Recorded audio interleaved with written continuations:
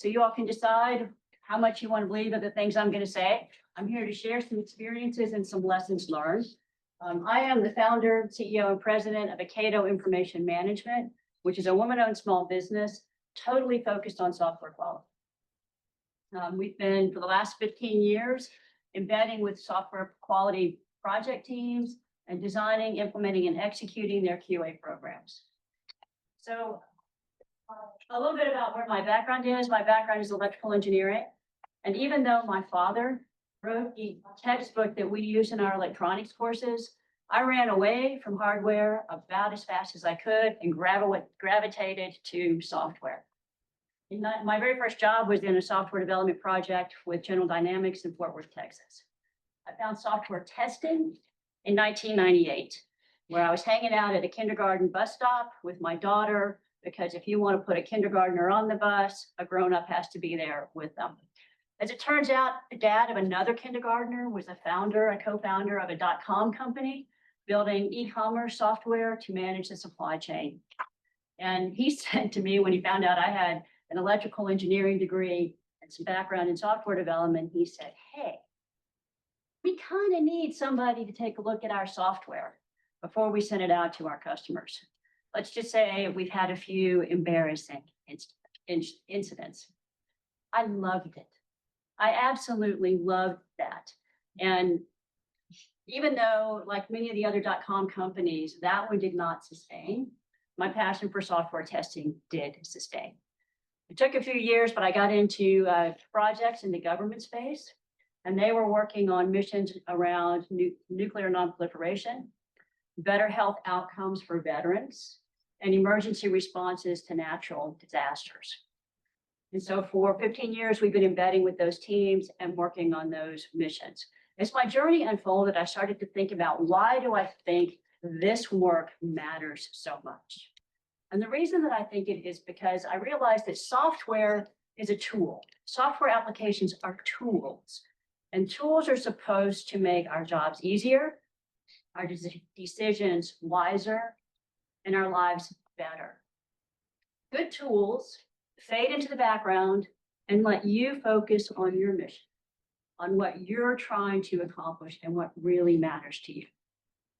One of the first executive sponsors I worked with on a federal project had a problem that he needed to have solved. Congress had allocated almost $100 million to his program, which was focused on making sure that nuclear material around the world was safe and secure and did not get into the hands of bad actors. Congress was rightfully asking them questions about, what have you done with our money? What projects did you fund? Are your projects on track? And how much money have you spent? And he could not answer those questions. The reason he couldn't answer those questions is the information to answer those questions was on a lot of different systems, and the people who managed those systems were kind of doing their own thing. If you pulled the information out, put it together, the numbers didn't add up, the narrative didn't make sense. So we built him a platform where he could answer those questions. And he went to Congress and said, here are the projects, here's the funding I was allocated. Here are the projects that we decided to fund. Yes, they are on track. Here's how much money we have spent. And if you give us more money, we will do more work.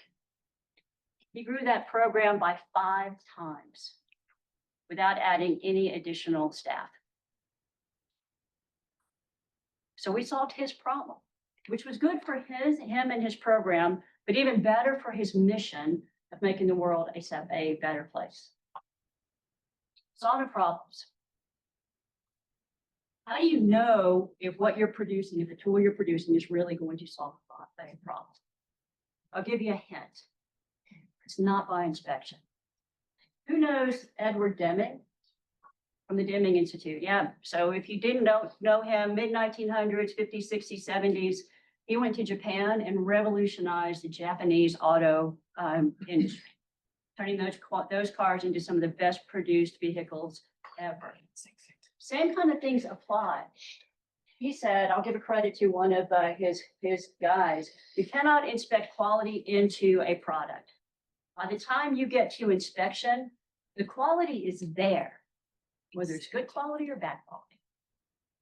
So the quality of the product always follows the quality of the process. It is the result of the quality of the product. So if our goal is to always produce a good product that solves the problem, we need to focus not just on that end product, but on the process that created that product. Now, what does that mean for us as software quality professionals? What does that mean for our role and how we think about the purpose of what we do on a project? You all may have your own working definitions. This is my working definition of the purpose of software quality. We are here to accurately assess the state of the product so we can identify the risk to the mission and communicate it in time for people to make better decisions. Somebody else said this yesterday. I don't remember which speaker it was, but we are not gatekeepers. We are informers. We are informers who are not afraid to name what is absolutely fantastic. It's just okay. It's not so good at all, and when it's downright ugly. You see the same pattern in industry after industry. Something bad happens, and boom, spotlight on quality. What possibly went wrong? In success stories, when you figure out what went wrong, teams start doing what they probably knew they should have been doing all along, and quality gets better. But it is really hard to maintain vigilance when the bad things are not happening, right? So that's where we come in. We come with a different skill set. We come with a different mindset and a purpose to educate and advocate to keep the focus on risk so that we can achieve our missions and build quality tools and sustain that investment in quality over time. Now, the most important part of this purpose, the most challenging part of fulfilling this purpose is figuring out what needs to be tested and how to go about it. To fulfill that purpose as testers, we need to understand as much about the problem we're trying to solve as developers do. To fulfill this purpose, we need to understand how that tool is going to be used in the real world by real people, so we know what matters the most to the mission and what kinds of failures will cause the most harm to the mission. So we can understand where we need to focus our attention and our resources to mitigate that risk.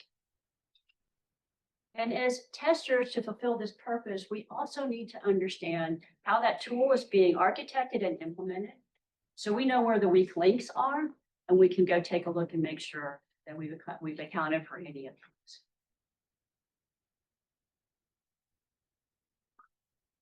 There are 5 universal elements in any process that need to be accounted for honestly. When I say honestly, I mean not on paper, I mean in time and space in your schedule, in order to result in a good quality product every time. And these are the 5 quality elements. Regardless of your context, you have to think through each one of these things. You have to plan, you have to figure out what actually needs to be tested. What matters the most to the mission? What causes the most harm?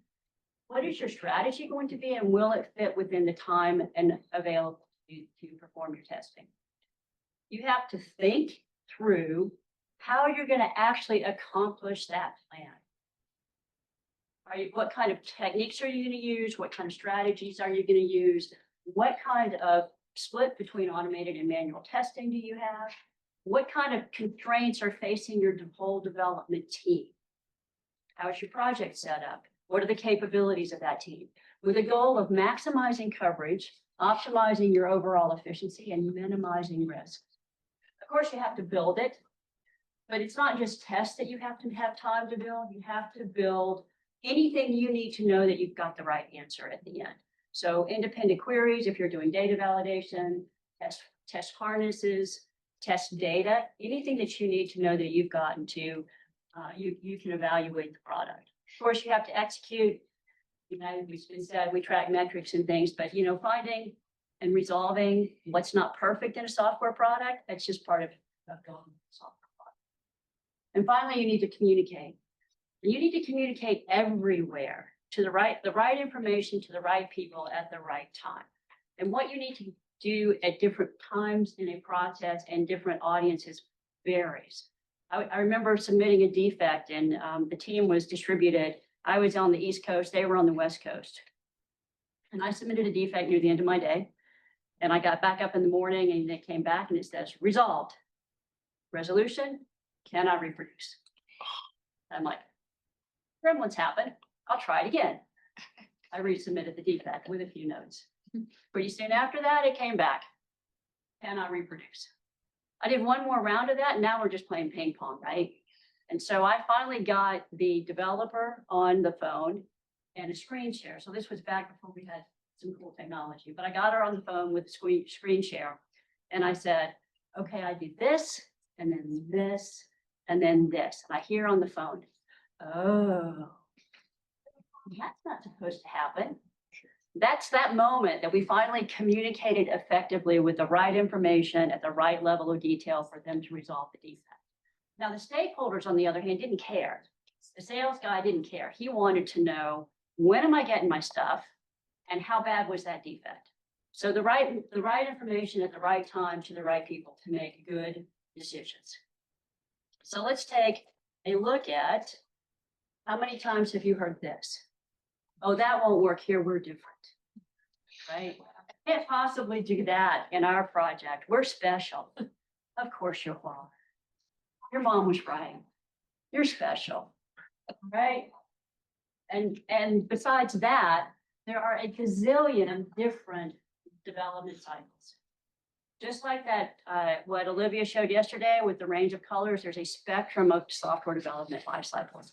Probably at least as many as there are software development projects. They range from phase based on to your left, phase based on your left, which tend to be batch oriented with specific gates between your phases as you move through the process with exit and entry criteria, all the way to flow based, where you're delivering value to your customer as fast as possible. Now I get it. Everybody wants to be agile, right? Everybody wants to be agile. I don't believe that waterfall is a bad word. In fact, in some contexts that are highly regulated, that have serious compliance considerations, that have really stable scope, really stable requirements, and where maybe your team is a little bit less experienced, maybe that's a good fit. Now, of course, there are drawbacks. Traditionally, there's always long feedback loops. There can be little flexibility and you cannot identify a risk until late. But in those contexts that are stable and where you can have good enough communication where you can address some risk, it could be a phase-based approach could be what your mission.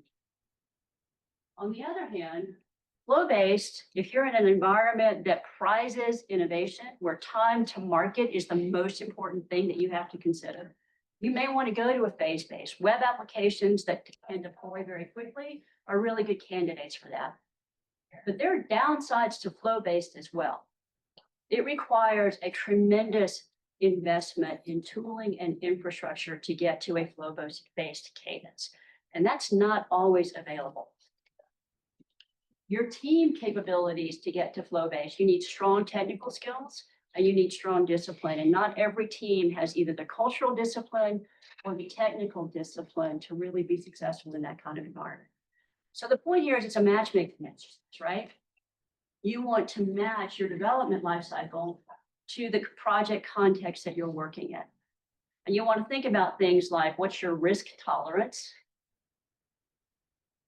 What's your consequences of failure? How expert are your team? What are their capabilities? What resources are available? And how your project is set up. Those are all things that you want to consider. So I said I was going to tell you some stories about some teams that exist. So I want to focus in on 4 criteria that are going to matter. Yeah, that orange really does go orange, doesn't it? Yeah, see, it's not that bad back there. Yeah, it's not bad back there. That's wild. Yeah. So there are two criteria. I mean, just focus in of all the things that you might want to think about when you're thinking about your life cycle development cadence and how you want to build quality into that. I want to look at these four areas.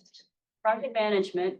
By project management, there are really three elements to think about: schedule, scope, and budget. The work you're going to do, scope, when you got to get that work done, and how much money do you have. And in classic project management, you can fix two of those things, but not all three. If you try to fix all three, the only thing that can vary is quality, and it always goes down, right? So project management, that's one. Customer parameters. How technically savvy are your customers? Because that's going to matter to how you can do business. How much time do they have to give you? Whether that's for requirements definition and refinement, or whether that's feedback on what you did. How much time do they actually have to engage with you? So those are external. Internally, these are things that we tend to think about more readily on a software team, is like, what's our team structure? How big are we? How many of us? How many teams are there? What are the way we're going to work in our cadence? What kind of tooling do we have? What are our capabilities? How many senior practitioners do we have? What infrastructure and resources? So what we're going to do is we're going to look at those four things. We're going to look at three real teams. Okay, they are what I call in the messy middle. They're not idealized cases for any one of those models on the software development continuum. They're in that messy middle, and we're going to look at what their project constraints are, how they designed their development lifecycle, whether or not they address those 5 universal quality elements, and then we'll see how they fared. Okay, ready? It's time to meet team number 1. We are agile. By the way, we work in 2-week sprints. We only need 2 pizzas. We do daily stand-ups, and we have a scrum master. By definition, we are agile, right? But let's take a look at their project context. It was a government program, so funding allocation was fixed. And their scope and their schedule was also fixed. By that, I mean their contract was structured. You have to deliver these modules by this time, okay? No flexibility in that. That was their contract requirement. So that should be a little bit of a red flag. Their customers knew their domain really, really well. They just didn't know a whole lot. So they also were really busy. The reason they were engaged with this team is because they were overworked, overloaded, overwhelmed, behind. They needed this tool to make their life better. That also meant they didn't have a lot of time to give to the team, provide information, high-level planning meetings, not a lot of detailed information. The team was a large team. I'm going to call it a separated team. And you'll see that on the next slide, but I mean that dev tended to live in dev land, QA tended to live in QA land. They also had divided attention. So even though there were a lot of people, a number of them worked on more than one project. And so their focus was not always the same.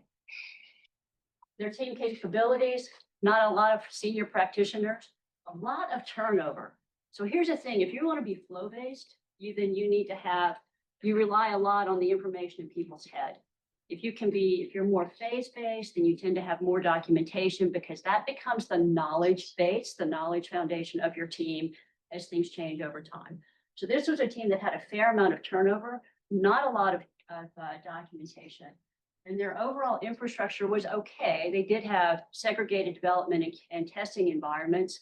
They did have version control. They did have pipelines, but all of that was mostly manual. Okay.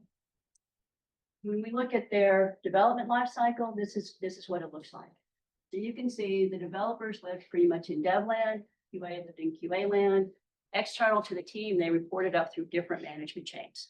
Okay. So here's what happened. Development worked on build X, a couple of sprints. When it was done, they shifted over to QA so that they could start testing, right? QA started testing, development moved on. What do you think happened in sprint 3 when we found a defect in QA land and sent it back up to dev land? They forgot. Well, two things happened. You're right. One of them they had to revert their environment. They actually had to revert their environment back to the previous build. They had to rewind their brain back to what they were doing 2 to 4 weeks ago, right? Then they had to reproduce the defect, resolve the defect, merge that in, merge it back into build X for QA, and then they had to merge it back into build X.1 so that everybody could continue working on the right code base. Loads of waste in that process, right? Loads of waste in that process. What about life in QA land? The real fact is, even though they had some high-level planning, the QA lead worked with the developer lead and the customer representative and carried back requirements so that QA could start getting ready for the release. But in fact, they didn't know what they were getting until it landed in QA land. So they spent a good chunk of sprint 3 figuring out what in the world they had, and then figuring out how to test it. Not a lot of time, so much pressure to get done before build X.1 landed, that they kind of skipped over the design phase. They actually kind of skipped over the build part because they didn't have that much time to build the test. There was so much pressure to execute. What about communication? Well, communication, let's just go ahead. So they're not planning really effectively. They're barely designing, a little bit of building of tests. They did execute, they did do that. Communication was not good because things weren't going really well, right? And nobody really wants to. It takes a lot of courage, let's just say, to communicate bad news all the time. So the trust environment got very low, and there was a lot of finger pointing. Customers were frustrated. What you didn't see on that previous slide that you'll see on some of the other studies is where a release to production actually happened, because they couldn't tell them. They couldn't say, we're going to be done by this time, even though they had a contract deliverable, because there was so much rework and so much waste that they just got farther and farther behind. Ultimately, the project ran out of money, and they kind of scooped up what they had, salvaged what they could, and then said, you're done. So in fact, that project did self-destruct. Sorry, team 1. Ready to meet team 2? Team 2. All right, team 2 was interesting because they were very successful as a small, agile team, right? And what happened so all of these things were true. They did have fixed budget, they did have fixed scope, but they could vary when it was delivered, and it was okay if you didn't finish in sprint 3, you could deliver it in sprint 4. Customers were great. Their customer sponsor said, I get it, I'm a demanding customer. I know what I want. I wanted it yesterday, and I reserve the right to change my mind. But he was technical. He understood technical constraints.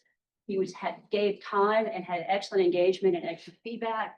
Small co-loaded team of senior agile practitioners, all of which knew what was going on with the project. Very successful. And then they grew, because the reward for doing a great job is you get more work to do, right? More customers wanted to use that product, so we've got more of them. And so they also, with more customers, wanted to have a very regular cadence of delivery. So yeah, there's a little red flag for you. We just fixed all 3 parameters. We didn't get that at the team level. We didn't understand that yet. Our customers, just because we had more, it was not bad, but it was a lot less than we had before.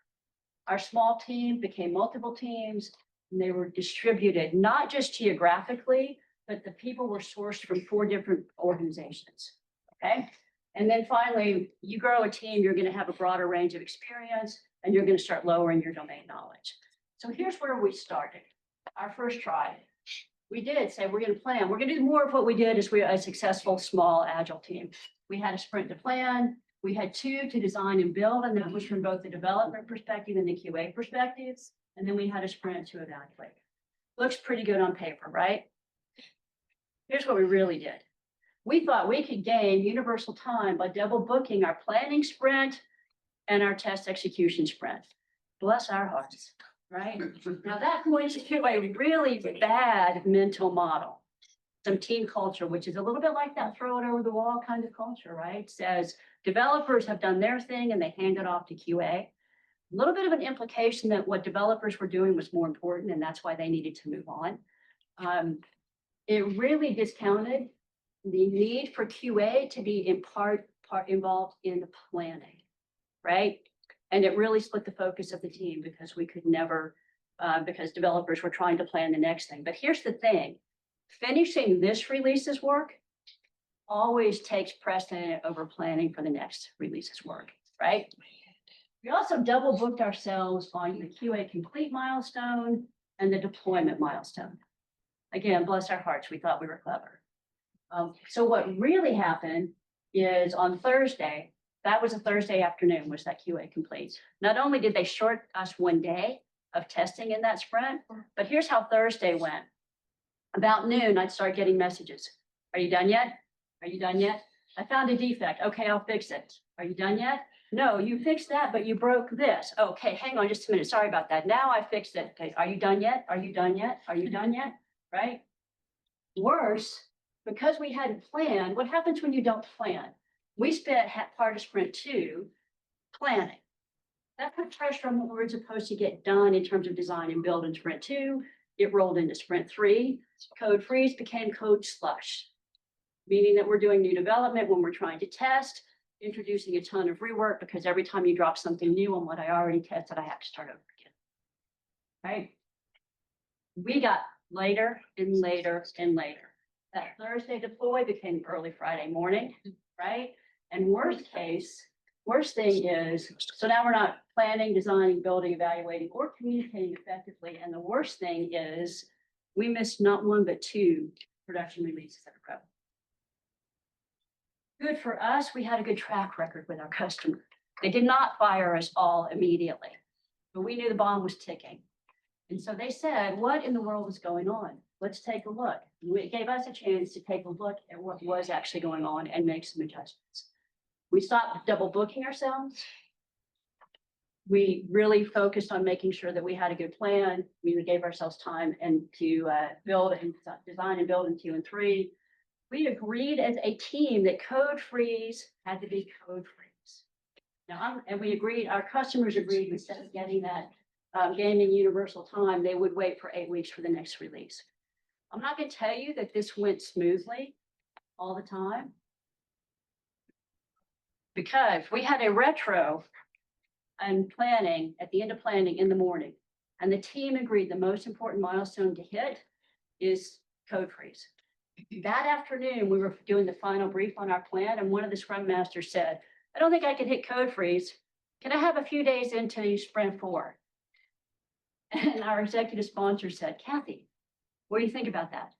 So now you would know where that came from. And so I'm sitting here mentally in this meeting going through my list of possible responses, going, they can't say that. They can't say that. Can't say that. And I finally said, if we just agree that the most important milestone to hit is code freeze, and we're making a plan to miss that milestone, we don't have a very good plan. And he backed us up. And so we did that. So we stuck with this for a long time. I don't want you to read this. What I want you to say is what this does is honestly account for all of the things that need to happen, all of those elements of planning, designing, building, evaluating, and communicating. And we could say where they fit. Everybody knew what they were supposed to do, what they were supposed to be focused on, what our priorities were at any given time. And we ran like this for a long time. I mean, like 8, 9 years like this, with very happy customers, didn't miss releases, very, very low turnover on it. So what about flow-based cadences? There's a fundamental difference when you start thinking about a flow-based cadence. When you're thinking about a phase-based cadence, you're talking about a batch of features, right? A grouping of features. The way you design your overall tests, your test strategy, and your test, you can treat that as a package. You do have to check all of the individual changes, but you get some efficiencies when you start saying, how do they interact with each other and around regression testing. So the way you designed your test is different. When you're looking at a flow-based, you're talking about individual features. And so when you look at that, we agreed to as a team, we agreed to our definition of done, for every feature had to account for all of those quality elements. And we agreed that when a team signed off and said it was done, what they meant by that is this feature could go directly to production. Now, we did not have the infrastructure to actually do that, send every feature one by one to production. So what we had to do, I'll show you in a second. What we had to do is create a package of features. There was an interim package, and I'll show you that in a second. But let's look at this. We had a project management where we're funding by team capacity, and we negotiated scope every cycle. we had pretty good technical knowledge, 10 developed distributed teams, good practice, range of skills, low turnover. It was all pretty well set up. This is what we ended up our cycle looked like. So we did have a planning cycle that we always did at the last iteration for the next cycle. We had in iteration 1, and every iteration we had to do plan, design, build, and evaluate. So we had an overall plan at the beginning, and every iteration we did the more detailed plan. So we had our team, every team did their features, all of the definition of done. And what happened is we have more than one team. And because we didn't have the tooling to get all the way to a fully flow-based cadence, we had this interim step where we collected the features that were done that iteration. We had to test in that environment, and then they went to a pre-production environment where we did a final set of tests that were what we consider mission critical, negotiated with our customers, things that cannot ever be broken. So that meant we had to do our full 5 elements had to be accounted for in how we did things in the team environment, how we did things in the integration environment, and how we did things in the release cycle. So our overall cycle ended up looking like, and again, we do it in work so over and over again. All right, there we go. So because of the way our cycle worked, we ended up actually, you can see that we did that staging test at the beginning, the very beginning, and that was in the team, priority number 1 for the team was to get that done so we could deploy. Then you started new development. So that meant there was a gap here, and that's kind of where we are right now. But this has been a very sustainable cadence for us for probably 5 years now. Again, very high success rate. We're not missing releases. Customers are happy with our quality results, and our team is happy. It's a very sustainable process for them. So we were accounting for all of the 5 quality elements. And if you do, just to wrap up here, before we get to open season, what I want to say is if you honestly account for these, and that really means you have time and space for every one of these activities, regardless of where your cadence falls on the life cycle, you can be very successful in delivering a high quality product over time with a happy team that is committed to your process. If you don't account for those, then as a minimum, you've got a ticking time bomb, or you may completely self-destruct. And what I see a lot of have seen in more teams, it is that commitment to having the time to plan, really understand requirements, having the time to design for your context, but you still have to account for that. So if you don't, then you're going to have, you will be building software that is where you are not able to accurately assess the state of the product, so you can know what the risk is to the mission, communicate that risk so that your stakeholders can make good decisions. And then as software QA professionals, we need to constantly advocate for quality and educate our team and our customers so that the resulting tools do actually improve people's lives. Did I make it?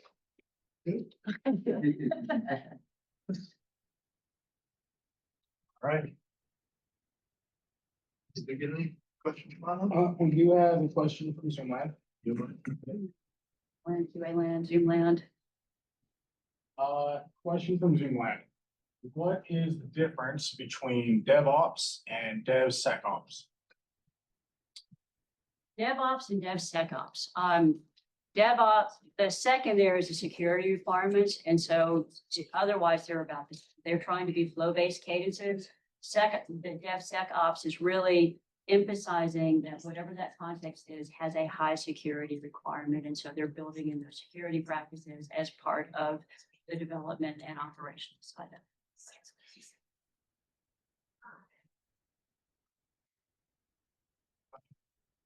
it. You showed in your slide this area where you were kind of defining each of the phases, what each of the development to it responsible for what they were doing. I think my question is, how important is it to have that well defined in terms of, is that part of how you are making your arguments for how to make your change going forward? And also, to what extent is it important that each of those teams knows what's in each of those phases for the other team? Okay. So the first question is, how important is it to have the picture? I think the best way to get everybody on the same page is to draw a picture and say, this is where we are, right? So, because then you get to point to that picture and argue and say, what comes first? You say, well, this comes first, and somebody else will go, well, that's not what I do first, right? So I think if you want to have a process that everybody agrees to and everybody understands, and it is to your advantage to draw the picture and have the argument, and then everybody agrees to what that is. And having that consistent focus is important. Now, we are always embedded with the project teams. Other than that first one, the first team I showed, we've always been embedded with the project teams. And so the making your work visible is the way you make your work valuable. And if you can show, here is what I'm doing. I wish I had a nickel to invest for every time a developer said to me, oh, you don't need to test that. Right? And I'm like, yeah, I actually need to test that. And here's your defect. Thank you very much. So making them understand what exactly you're going to do is helpful to educate them. And so here's a conversational change that has happened over time is you can educate your development team about what we do as software QA professionals and what it takes to do our job. Is the conversation will shift from I'm finished with my code, it's ready for you to test, to a more of a conversation where the developer says, hey, I think I'm finished. And this part I tested myself and I think it's really solid. Here are a few edge cases I checked out. And then here's some places where the logic got really tricky and I'm not quite sure about it. So please make sure that you really test that out. That gives you an opportunity to say, oh, cool, that's the way, how did you test this stuff? And maybe that's a way that I hadn't thought about before and I get to learn, right? But it also makes them really understand and it makes your developers better developers because they're getting that quality mindset in of how is this really going to be used and how is it going to be tested. The other thing we do is we make sure that everybody can see how we're going to test it and what the expected results are. It's like giving them the answer in the back of the book, right? And if you're a good developer, you're probably going to go check out most of those things before you hand it off, which then keeps that feedback loop even shorter because it's all in one person's head, not going back and forth across more than one person's head. So I think that, yeah, put it on, if you can draw it on a piece of paper, here's what we do. If you can say, and here's where we have accounted for all the things that we need to do and there's space in the schedule, then you will have everybody really on board. And the value that we bring to the team becomes much more evident. Love the presentation. Your example you gave when they violated code freeze reminded me. Do you count like how many hours or days until the first violation of a plan? And did you count how many times you violate a plan and track that over time? When you say violate a plan, you mean like miss that milestone? We did planning for like 2 days, like on Monday, and it's now Wednesday, and now you want to change it again. Okay. In a material kind of way. Right. It's like, it's for me, using those type of metrics as a sign of like, how good is the planning? How far is my horizon? And Right. so I personally track that. I'm wondering if you do something. We don't track that, but what we did do is define a work intake process. Yeah. So that after you've set your plan for your cycle, it's what we call them program increments. After you set that plan, if you want to make the plan, we do follow that agile precept of embracing change Right. even late, right? So what the team commits to is we will work on your highest priority. What we found is that product owners would sometimes want to we get a plan and then they would use that work intake to prod support, right? Say we have a new request prod support, really, really important. And we're going to shove it in up here at number 2. But they didn't want to drop anything off at the bottom. So it was kind of eating our lunch. And so we finally said, prod support is not a way to increase the capacity of the team. That doesn't work. So we wrote our policy that said, if you want to bring in a new priority, that's fine. If you put it in at number 2, everything else slides down. And we forced that conversation in a ceremony. And the really funny thing is a lot of times you'll say, okay, here's what's going to drop off. Are you okay with that? And a lot of times they'll go, oh, actually, it's not that. So it really forces them to maintain the priorities. But if we committed as a team to say, we will work on the priority that you set, your next highest priority, and you can change it, but there's a cost to change it.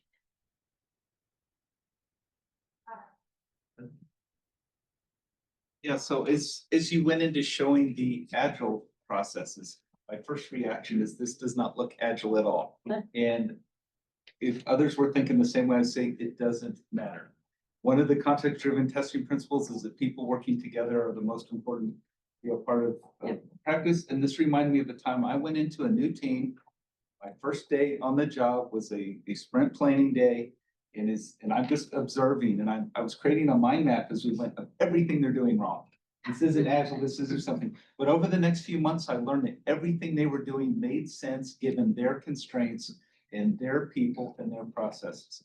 So as I look at this and we look, it doesn't matter that it's not whatever we think agile is.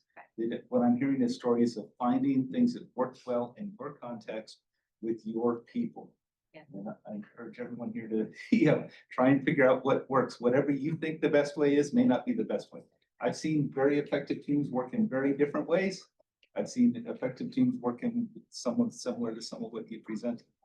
Yeah, I completely agree with that. One of the, nails on the chalkboard kind of things to me is when somebody goes, well, that's an That's what. that's an anti-pattern.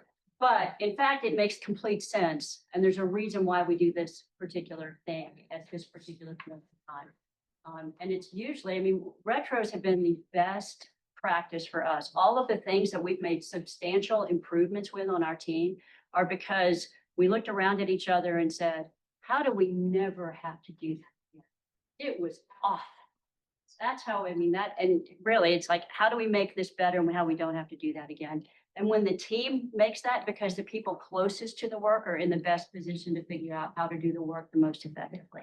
And when you get the teams to figure that out, they will also buy into it and commit to it. So, that was my reaction to code freeze, but it was not just my reaction to the code freeze violation.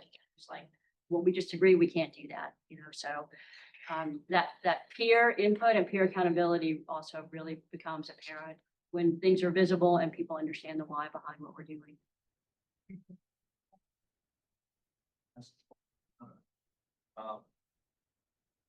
Good question. We have time for one more. Set up. Back. Hey, so I'm just wondering, the third team slide, what you're sharing, so exactly what we are following right now, but we are going to prod, like the deployment to prod, like 6 to 10 times a day. Like we're pushing our code very fast, right? So I'm just wondering, like, how do you manage your automation test scripts within a time frame? Like we have all the priorities, like such type of things, but how do you manage the automation test scripts? How do we, for the regular deployments? Right. Yeah, on the team that has the most automation, we set a very specific automation goal. And it was to minimize manual testing in that period just before going to production. Now we've leveraged that to expand it and use those same test cases in other places, but that was the automation return on investment for this team. Because we were going to do, it was the stage testing, we were going to do that every iteration, and it was going to be consistent. So it made sense to automate those test scripts, and we scoped those to be the things that can never be broken.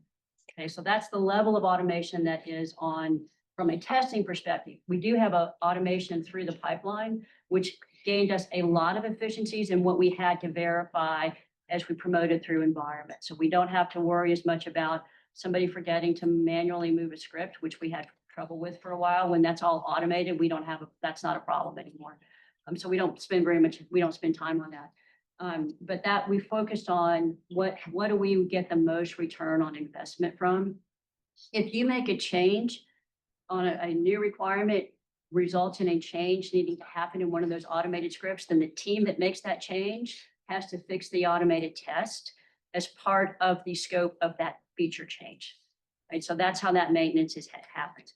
And if you break it, then you own that regression test and in the staging environment until you have it fixed. So you have to do those tests manually, and that's the agreement that the team has made.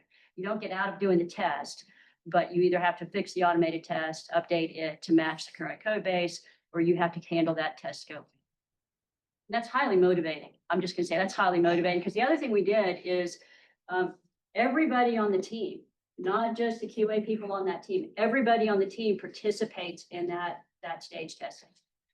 So developers who have to do that like twice want to automate everything. They don't want to have to do that, but that was the agreement is everybody participates and we automate as much of that as possible. Thank you. You're at time. Thank you. Thank you.